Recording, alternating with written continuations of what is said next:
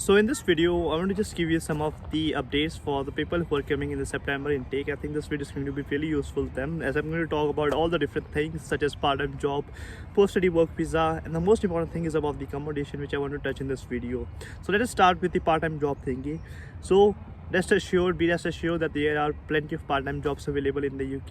You don't really have to worry about that there are no part-time jobs or anything like that.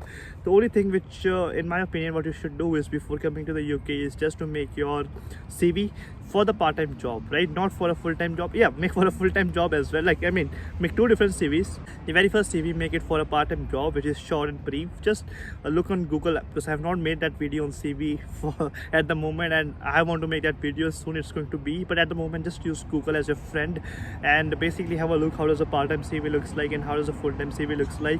I'm going to share my own CV really soon, I promise to you guys. But the very first thing is, if you've got some spare time, focus on making your CV. Now, secondly, when you land here in the UK, in terms of your part-time job, there are plenty of jobs which are available online, and also there are plenty of jobs which you can apply just in person. Now, in my opinion, if you're looking for an online job thingy, it might take you some time. It might take you, let's say, 1 month, 2 months, because it just takes some time to get used to that whole process. And this is my video on what all struggles which I personally faced when I got my first part-time job, which you can watch after finishing this video. So basically, just be careful that the online job might take a lot of time. It's really tedious, really slow process. Whereas if you do some in-person job, like let's say if there's a local shop, if you think they will be putting a sticker outside that they need someone, the staff wanted sticker. Even if there's no sticker, just like go to a restaurant, go to a local shop and just say them like, I'm looking for a part-time job. Is there any vacancy available right now? Or maybe after 1 month, after 2 months, just let me know and just keep me updated. And that's how you'll be able to get your first part-time job. And as I say, I promise there are a lot of part-time jobs available. You really don't have to worry much about the part-time job thingy. You'll be able to get part-time job. The second thing which I want to talk about is the post-study work visa. And all those videos that the post-study work visa not available and stuff like that, that's all everything is wrong. Post-study work visa will be available if you're starting your degree in September. If you're finishing next year, don't worry, you'll be getting a post-study work visa. If it's an undergraduate or a master's degree, for 2 years. If it's a PhD, it will be for 3 years. So be rest assured. But the only key thing, the key point over here is that make sure that you study well in your degree. You have to at least pass your degree. You need to get a master's degree. You have to get an undergraduate degree. If you don't get it, you won't get post-study work visa. And I personally know a few of the people who have actually who came here for a master's degree, they failed and they just got a diploma or a certificate. They didn't go the degree and they are not eligible to get post-study work visa. So just make sure that at least you pass in order to get post-study work visa. But my opinion is you should always get distinction. Okay, in my case, my marks was about 85 to 90%. Aim for as much marks as possible. Every single assignment is important. Try to get as much marks as possible, because post-study work visa, as I've always said, it's a backup plan. Everyone gets it, but you need to pass your degree.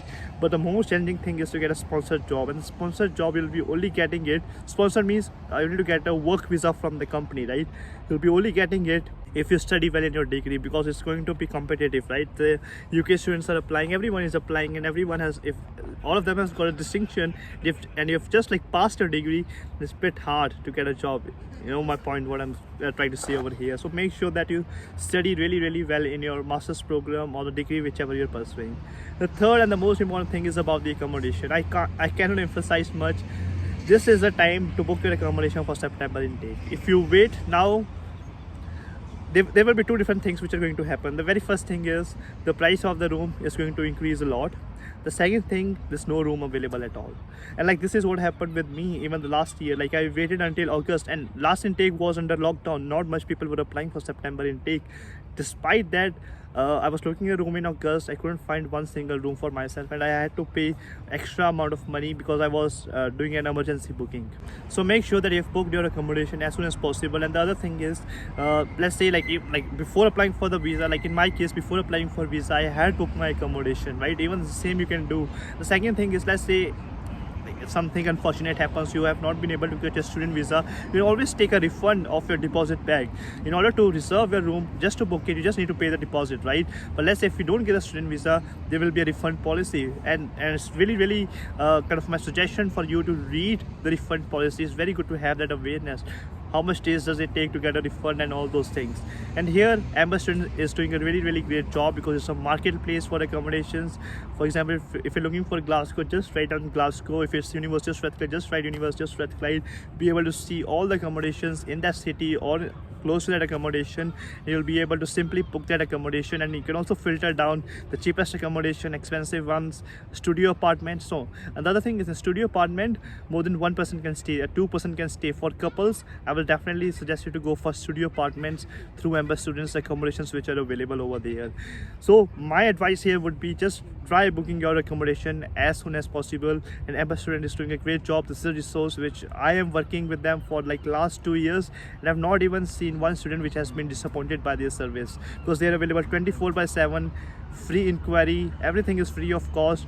Only thing is that they are going to assist you to book an accommodation. So make sure that you use their services and make sure that you book your accommodation. That's the main point. So these were the 3 different points which I wanted to cover in this video. I thought this was really important. The part-time job, most students are worried about this part-time job thingy.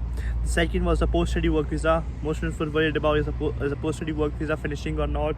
I've cleared that out. And third was the accommodation.